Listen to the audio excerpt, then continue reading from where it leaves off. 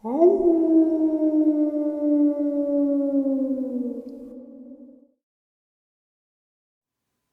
greetings and salutations, everyone, and welcome back to the paranormal side of this channel. Before we get into today's very exciting and terrifying paranormal side, a couple links. As you know, I rely on Patreon, PayPal, and my merch to help the channel to continue to grow and go. The links to Patreon and PayPal are in the description below, my merch displayed directly under this video. Also, Dogman Frightening Encounters, Volume 1, 2, and 3, the audiobook versions. They were written and researched by Tom Lyons, narrated and produced by me, Jeffrey Nadolny. Those audiobooks are available on Audible, Amazon, and iTunes, the links to which are also in the description as well. Now, everyone, I have taken far too much of your time. Let's take that walk on the paranormal side, shall we? So tonight, guys, I have kind of broadened the horizon of the paranormal side. Yeah, the paranormal side is only about a month old on this channel, and I have really kind of just started scratching the surface of things. But I've really had some quality uploads, I feel, and I'm not saying that like I'm something great. I'm just saying I feel like I've really kind of honed in on certain things that we want to hear. I'm looking at things that I like and I feel you guys will like. So tonight I have some paranormal activity in the world of the secret societies. How crazy is that? I mean, they're already creepy. But then when you add a paranormal activity into it, it's a little bit more creepy. Let's get into it. Today's first experience on the paranormal side. It's been about 4 years since I was filming a documentary about Paranormal Group. I was called last minute to gear up and join them on an investigation. It was a 4-hour drive to their client's home, and I wasn't really feeling like filming that night. The group that evening consisted of 3 investigators from the group, one of them being a medium that I trusted 100% and I've worked with for many years.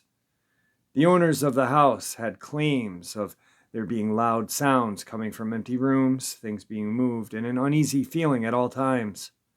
The power had been disconnected from the house, so we had to use external lighting and power. The investigation started about 9 p.m. that evening, and from the time of pulling up, my camera was rolling. When I exited the vehicle and started walking into the home, my Masonic ring had turned around on my finger by itself. I didn't think much of that until later in the evening. When I entered the home filming the group, it sounded and felt like someone was underneath the house with a hammer hitting where we had just stepped in the home. The investigators heard and made note of this and caught audio on the camera as well. Let's fast forward to about 11 p.m. that evening. The medium was getting a calling to head to one of the back bedrooms. We all sat down, lining against the wall surrounding the room. She asked me to dim the lights on my camera. She started talking with the entity who was there, and that's when things became very strange. She tells me at this point that the spirit is attracted to me for a specific reason, and that he bears the same marks as I do. Let me be clear when I say this. I was only filming. I'm not part of the paranormal group. The only ties I have to the group is filming the documentary. Now I'm a very colorful human, not only with my artistic side, but also with the art that I proudly display on my body. Yeah, tattoos. The medium tells me that he's bending down, pointing at my left leg. Just so happens I have a Masonic emblem on my leg. I begin to ask her if he is a Mason, and I break down and start crying and shaking uncontrollably. The only way to describe my feeling is happiness, sadness, calmness, and energized all into one emotion. After getting my composure back 10 minutes later, she tells me, yes, he is a Mason like you. Now, if anyone knows anything about Freemasonry, you will know that there are a lot of secrets and unspoken words that only the men of the organization should know. The medium tells me the spirit's background. He was a German immigrant that moved to the United States in the 60s. His name was Aldo. He built the home with his own hands, married for 50 years, had cancer. Wife had been trying to poison/kill him for insurance money. Wow! She tells me that he feels comfortable with me and has been waiting for years for me to get there.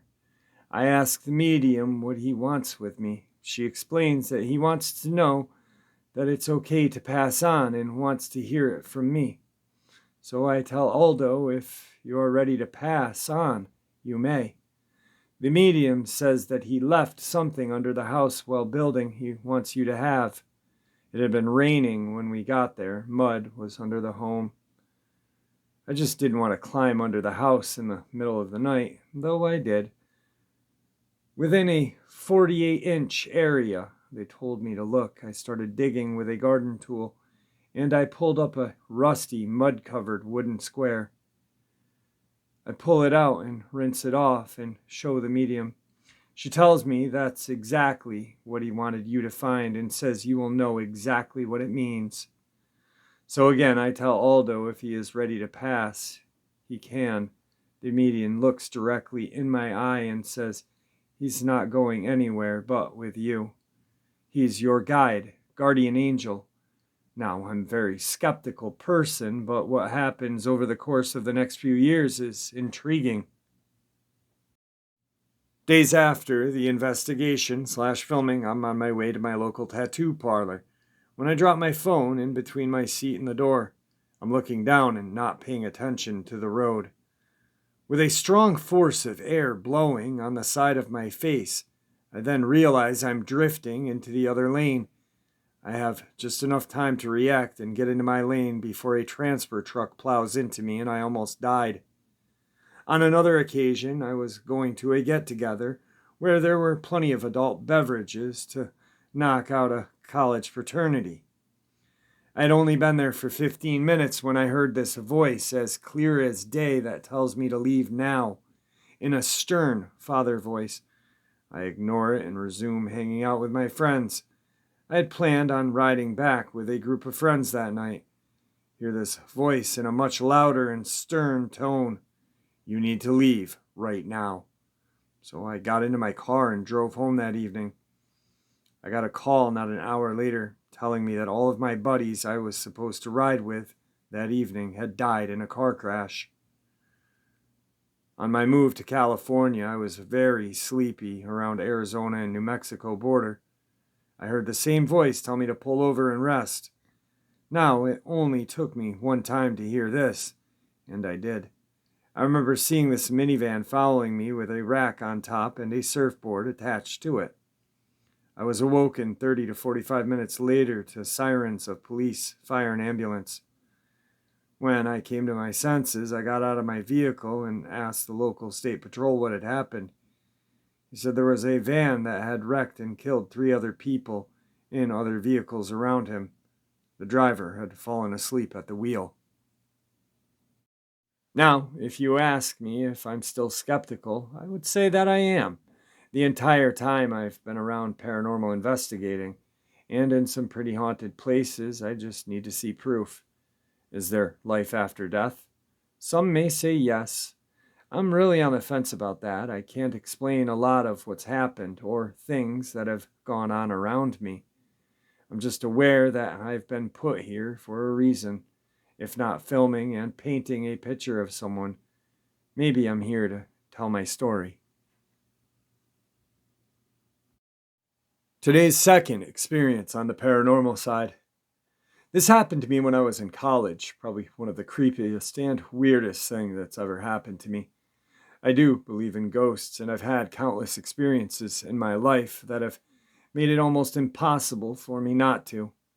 This still gives me chills whenever I think about it. I was a freshman in college and was heavily involved in the arts, theater, and music specifically. The Fine Arts Building of my college had quite a bit of history. It was built in 1916 and had previously been one of the largest Masonic temples in the city. This is fairly evident by the Masonic symbols adorning the building and covering the stained glass windows. I had heard rumors of secret passageways under the building that ran all the way into downtown, but I will say I didn't believe them. A few of my professors had told stories of seeing shadow people or feeling like they were being watched when they were alone, but I thought they were just messing with us freshmen. I spent most of my time in the costume shop. I should note the costume shop was on the sub-ground floor, technically the basement. It was down 2 flights of stairs from the main entrance that led you to a landing with the costume shop and another door that I just assumed was a utility closet because it was always locked. I couldn't put my finger on it, but there was just something off about it to me. On this particular evening, I had finished rehearsal for a play around 6 p.m. and figured I'd do a bit of cleaning in the costume shop while I waited for my roommate to meet me so we could grab some dinner. I was inside the costume shop when I heard a knock at the door. I walked over and looked out of the small window to the right side of the door, expecting to see my roommate, but there was no one there. I opened the door and stepped out looking around. I looked down the hallway to the left of the door to see if my roommate was hiding, trying to freak me out. Nothing. I shrugged it off as me being tired and went back into the shop and shut the door behind me. I went about my business for a bit until I heard another knock at the door a few minutes later. I was more hesitant this time. I walked to the door again, looked out the small window. Still, there was no one outside. I tried to open the door, and while the handle turned, the door would not budge. I pulled harder, thinking maybe the door was stuck, but it didn't feel like that. It felt that someone was holding the door shut on the other side. I looked out the window again and still did not see anyone. I was now frantically pulling on the handle, feeling the fear rising in my chest. I let go of the handle, only to have it start shaking wildly. Suddenly it stopped. Everything was quiet, with the exception of my own shaking breath. Then, from outside of the door, I heard a sound. The sound of the door creaking open. I gathered my strength and tried the door. It opened, and I cautiously walked out onto the landing. The always locked door was ajar. I called out, "Hello? Is anyone there?" I tried not to sound freaked out, but I was absolutely terrified. I pulled open the door and was greeted by a pitch-black staircase leading down. It smelled like a tomb that had just been unsealed for 100 years, musty and ancient. I felt the wall for a light switch, but could not find one. I reached into my pocket for my cell phone and turned the screen on. It was bright enough that I could sort of see as I made my way down the stairs. The walls were brick and the stairs were made of stone. The closer I got to the bottom, the colder it had become. I was on the second to last step, straining to see what was in front of me. It was a door, a large stone door. I was about to move to the last step when I heard it, a voice. It was deep and sounded like it was right in front of me. It said only one word: "Welcome." I couldn't even scream. Instead, I ran up the stairs, tripping at one point, skinning my knee and my shin. Once I reached the top, I slammed the door shut and ran out of the building. My roommate showed up 5 minutes later to find me standing on the sidewalk shaking. I had told her what had happened. She went inside to get my things and locked the costume shop's door. When she came out, she looked at me with a worried expression. "That door was wide open when I went to get your stuff. Are you sure you closed it?" I just nodded my head. We walked home and didn't really talk about it anymore. I didn't go back into the building until the end of the next week. I just couldn't bring myself to do it. When I finally did, I descended the stairs and felt a chill shoot through my body. I looked at the wall where the door had been, and there was nothing there. It was just a wall. thought I was losing my mind. I walked to the wall and studied it. My drama teacher happened to walk by, and I stopped him. "Wasn't there a door here?" He chuckled. "Yeah, they walled it up last week. They did it in a hurry as well. Not entirely sure why, though. I always thought it was a closet or something. I can't say what I encountered that night. Was it the spirit of a Freemason who never left their temple? Was it something more sinister? I honestly don't know. I spent a lot of time in that building over the course of my 2 years at that college, and while I had other odd experiences, they were nothing compared to what I experienced that one awful night." Today's third experience on the paranormal side. I was a maintenance worker at the campground resort in the Appalachian Mountains for several years. It was more like a rich glamping resort with luxury cabins that had been renovated, but the place still had an old and rustic feel to it. It was miles from civilization and super peaceful, especially during the down season. The resort was originally built during the roaring 20s at the height of Prohibition. The Appalachian Mountains were infamous for moonshining operations, and I'm pretty sure that the resort was the center of it all back in the day. There was a locked safe room hidden underground where they used to store the shine, as well as secret passages underneath some of the oldest cabins that were also used to store the illegal liquor. In its heyday, the resort was visited by numerous members of high society that came to party with the forbidden spirits hidden underneath the resort. One night towards the end of spring, before our busy season began, I was starting to become close with the new tourist manager of the resort. Her name was Kate, and on that night she wanted to sleep outside under the stars, but it had started raining. I suggested we go and sleep on a screened-in porch on one of the old cabins that had not been renovated yet. I thought it'd be a pretty good compromise, and we could fall asleep to the sound of the rain falling. Hey, who says romance is dead? After we got everything set up and did the old in and out, it was sometime past 2 in the morning. She had fallen asleep in my arms instantly, and I lied there unable to fall asleep. I was worried that I was going to disturb her because I usually toss and turn when I have a hard time going to sleep. I figured we had been lying there for over an hour when I heard what sounded like a door inside the empty cabin open and close. It was either the bedroom or bathroom. Both had very old doors that squeaked really loud and struggled to open and shut. I knew they had to be oiled or replaced when we renovated that cabin. My first thought was that it was our boss, the resort's owner's son. He is super nosy and has been trying to get in the new girl's pants ever since he hired her. He is also very demanding and entitled.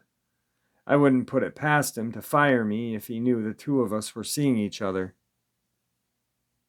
Yet, I didn't know why he would be sneaking around the resort at night or how he would have known we were there. It was a good-sized resort. I proceed to hear footsteps coming from inside the cabin towards the door to the screened porch. I lie there as still as I could, waiting for the door to open and have my boss lose his short temper when he discovered us. I prayed that he would walk away and not find us, but nothing happened. There were no receding footsteps and no more door noise. I stayed up the whole night and didn't hear another noise come from the cabin. There was nothing there except for me and Kate and the empty cabin. The next morning, Kate rolled over and immediately asked me about the footsteps she had heard the night before.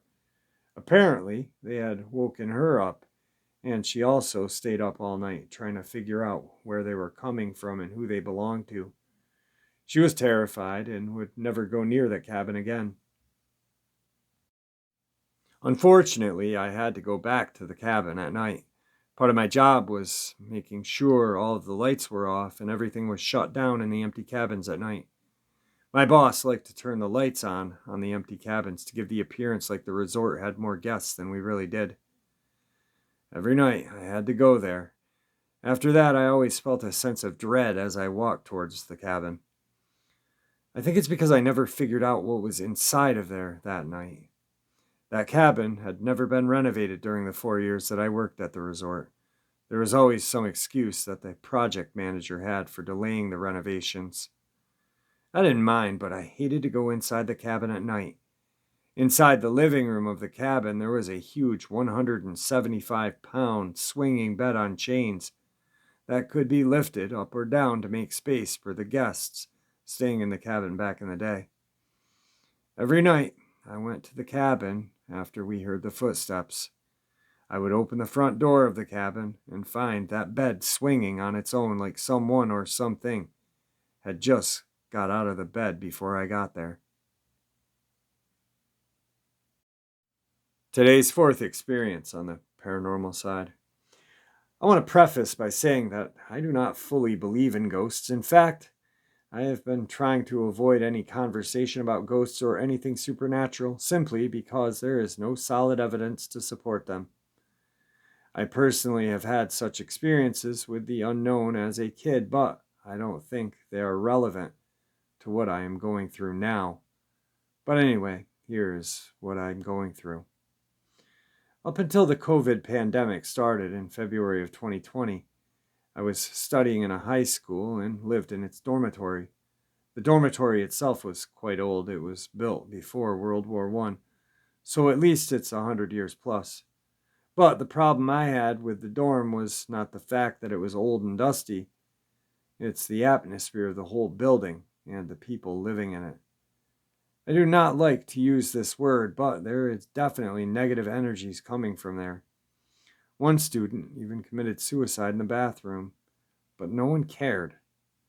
There was a kind of environment I was exposed to for way too long. I lived there for nearly 4 years and never felt comfortable. I always longed for summer and winter vacation so that I could go back home. On January 16th, 2020, I had a so-called panic attack for the first time. Not sure what triggered it, but I suspect it's the stress I'd been going through just living there. I was in my room at the dorm and immediately rushed to the nursing center at the school. They just told me to just drink some water and lie down. They thought it'd go away, but it did not. The next day, they took me to the ER and took a urine and blood test to make sure that I was not on drugs, but nothing abnormal was detected. They just told me that I'm stressed and that I should take care of my health. Also around this time, I started to have intense, heavy headaches and tinnitus 24/7. I completely lost my appetite, sex desire as well. I became an insomniac. Moreover, my hands get extremely cold all of the time. I thought I was going crazy. I could see things through my eyes, but everything seemed so distant. Those symptoms especially got worse at night. I actually became afraid of the night because of it. I also started to have nightmares where I was dragged from my legs by a woman with so many bruises and cuts. I am trying to describe what I've been going through, but when I put them into words, they really don't cover it. It's not like normal pain when you get the flu or the cold. There's no word to describe them. As soon as the winter vacation began, my parents took me to some good new neurologist because I thought I may have brain injury or something. They took blood tests, MRIs, x-rays. But once again, the results came back normal. I've been prescribed so many kinds of painkillers, but none of them have worked. I was so devastated that I became depressed from the pain that I had been constantly going through. But from the Western medical point of view, I'm healthy, at least on paper. I'm still seeing doctors regularly, but they just gave up on me. It's honestly sad. Fast forward, it's been 2 years since I had my first sign of symptoms, and pretty much everything remained the same. Not even a single improvement whatsoever. My parents are super worried about me, and they have pretty much done everything they can do to help me. But all the doctors I have seen just told me that I'm stressed. I've even tried TMS and Mgatli, but they did not work. I was just so disappointed. I'd rather die than live with this much pain. About a week ago, my mom made a confession that she had a similar experience when she was exactly my age. My mom is Japanese and grew up in Iwate, Japan. She lost her mom when she was 17 years old, and she started to show symptoms that I have been having for the past 2 years. Her family thought she went insane from the death of her mom, but when her uncle saw her at my grandma's funeral, he was shocked by how my mom was being possessed by demonic spirits. She said that her uncle was the only one that could understand what she was going through at the time. He took my mom and my granddad to the Shingon Buddhist temple a few days after the funeral. There were different sects of the Buddhists in Japan, and only some perform exorcisms, and they could only be performed by a few trained monks. There, the monk immediately recognized what was wrong with her, and he performed an exorcism ritual. She told me she doesn't remember much of what he did, as she could not comprehend what was going on. But the monk tapped the back of her neck or something. She immediately got better after that.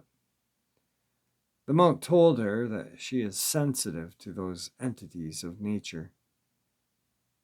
He even told her to practice and study exorcism at the temple after finishing high school because she is closer to these entities than many people. But my mom was so afraid of those things that can't be explained that she refused the offer. She told him that she wanted to go to college and have a normal life. I asked her why she didn't tell me about her experience much earlier.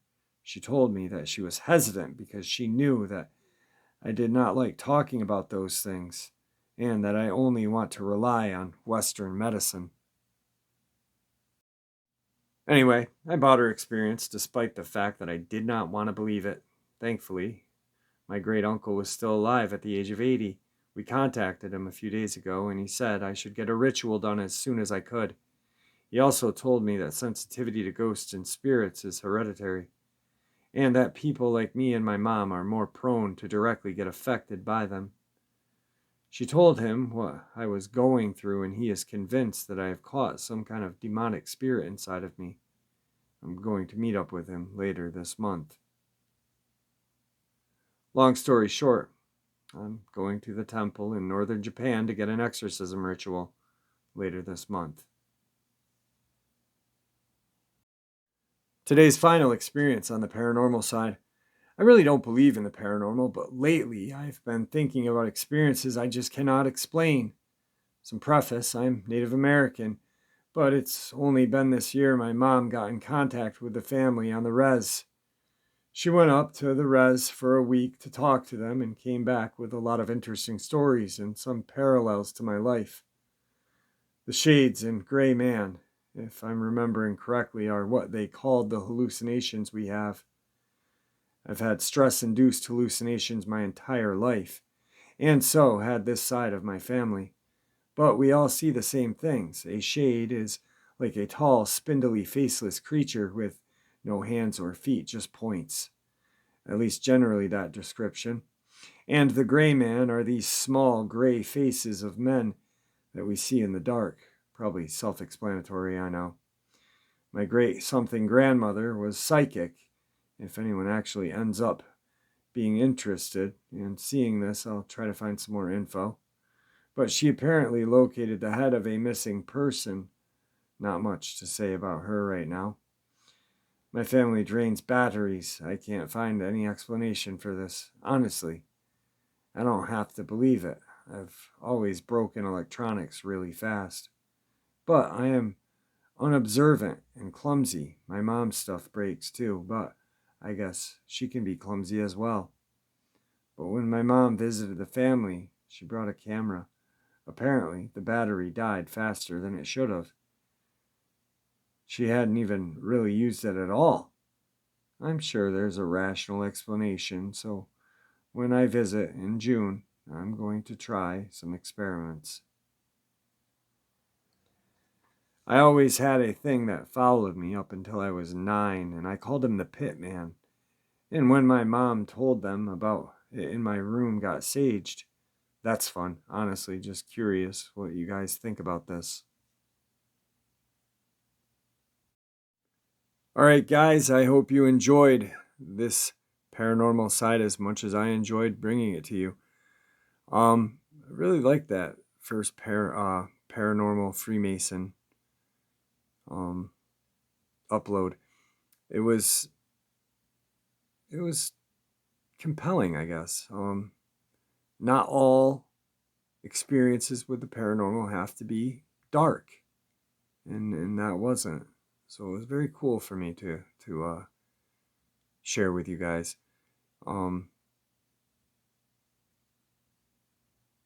Definitely creepy though. There's some creepiness about it, but isn't there all? Anyway, thank you for all your support. Thank you for always listening. And please be kind to each other, and may the Great Spirit watch over us all, and may He guide us down that path that we call life. Till tomorrow, my friends. Until tomorrow.